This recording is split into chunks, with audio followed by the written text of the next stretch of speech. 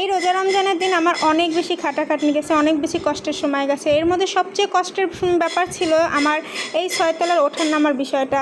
আসলে যেদিন থেকে আমি এই 6 তলা ওঠা নামার দায়িত্বটা নিয়েছি, মানে এই বাসাটা নিয়েছি, সেদিন থেকে আমার পরিশ্রমটা একটু বেশি হয়।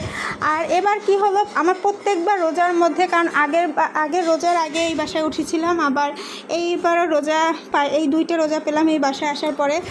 তো আমি যখন ভিডিওটা করতেছিলাম তখন সিঁড়িটা প্রচুর অন্ধকার ছিল, তাই কেমন জানি হয়েছে ভিডিওটা। যাই হোক, যা বলছিলাম, তো এইখানে আসার পরে আমি 2টা রোজা পাইছি। আর 2টা রোজায় আমার প্রচুর দৌড়াদৌড়ি গেছে। যেমন প্রথম রোজার সময় তো, মানে এর আগের বার রোজার সময় তো বাবু অনেক অসুস্থ ছিল, আমার 2টা ছেলেই অসুস্থ ছিল।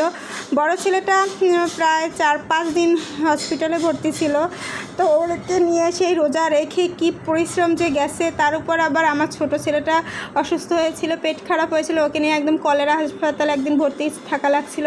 মানে এই রোজার দিনটা একে তো পরিশ্রম, আসলে আগে এই পরিশ্রমগুলো করলে তেমন গায়ে লাগতো না, এখন হয় কি পরিশ্রম করতে গায়ে লাগে না। কিন্তু এই যে বললাম যে এই 6 তলার ওঠানামার বিষয়টা আমার কাছে মারাত্মক কষ্টের। মানে সকালবেলা ওকে দিয়ে আসি, তারপরে ওকে নিয়ে আসি, এই তো 4 বার ওঠানামা করা লাগে। তার উপর আবার বাবুর প্রায় দিনই ডাক্তার ছিল। এবার এই যে নেক্সট স্যাটারডে ওর ডাক্তার আছে। তো আজকে চিন্তা করলাম যে সকালবেলা উঠেই আমি কখনো ফোনই নেই না ওকে যখন স্কুলে নিয়ে যাই, তো আজকে একটু নিলাম আর একটা ভিডিও করলাম আপনাদের সাথে শেয়ার করার জন্য। আসলে ইদানিং ভিডিও তেমন করা হয় না, কারণ সেই সময়টাও হয় না। আর হয় কি জানেন, যাদের ভিডিও করার কেউ না থাকে তাদের ভিডিও করারও একটা কষ্টের ব্যাপার। তারাই বুঝবে যারা নিজের ভিডিও নিজেই একা করে, একা মেক করে। তো দেখা যায় ভিডিও অত স্ট্যান্ডার্ডও হয় না। তারপর যতটুকু পারি ততটুকু করার চেষ্টা করি।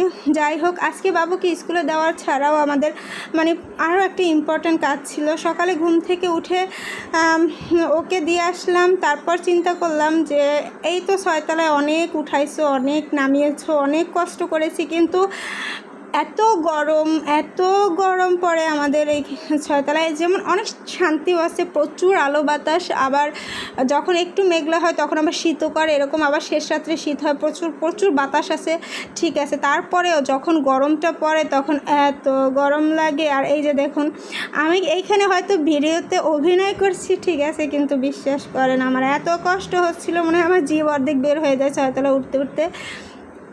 তারপর আমি বললাম আমার হাজব্যান্ডকে, এবার আর গরমে আমি কষ্ট করতে পারবো না, এবার আমার এসি লাগবে, কারণ এত গরম পড়ে আর আমার বাচ্চা দুইটার অনেক বেশি কষ্ট হয়।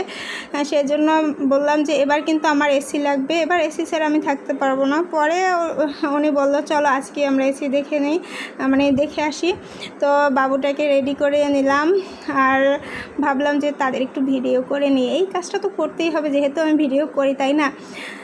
তো যখনই আমি আমার হাজব্যান্ডের সাথে কোথাও যাই, নাচতে যাই, বিশ্বাস করে না, এর থেকে আনন্দের আমার কাছে কিছুই থাকে না। আমি তার সাথে কোথাও যেতে প্রচুর ভালো লাগে, কিন্তু সব কিছুই যেমন ভালো লাগে, আমি যখন উপরে উঠি তখন আমার ভালো লাগাটা একদম উধাও হয়ে যায়। তো আমরা অন্য কোথাও ঢুকি নেই, একদম তার অনেক আগে থেকে ইচ্ছে ছিল যে গিয়ে এই এসিটা নিবে। তো ওইখানে ঢুকলাম, ঢুকে যাই হোক সব কিছু দেখে কনফার্ম করে নিলাম।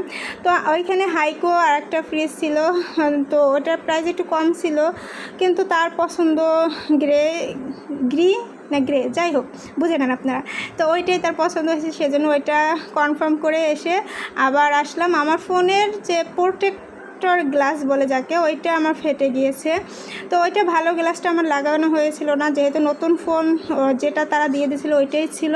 পরে চলে গেলাম বসুন্ধরায় গিয়ে আমি আমার গ্লাসটা, ফোনের প্রোটেক্টর গ্লাসটা লাগিয়ে নিলাম।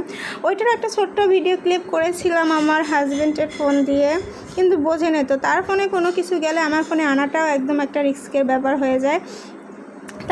তো যাই হোক, যতটুকু আমি ভিডিও করলাম আপনাদের সাথে শেয়ার করলাম। আপনারা ভালো থাকবেন, আর আমার জন্য, আমার সন্তানের জন্য দোয়া করবেন। আসসালামু আলাইকুম।